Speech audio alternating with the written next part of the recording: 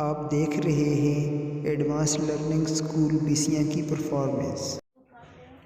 अस्सलाम वालेकुम व्यूअर्स, आज हम आए हुए हैं बिसिया के एक बहुत ज़बरदस्त स्कूल जिसका नेम है एडवांस लर्निंग स्कूल बिसिया। यहाँ पे अभी हम अपना शो स्टार्ट करते हैं।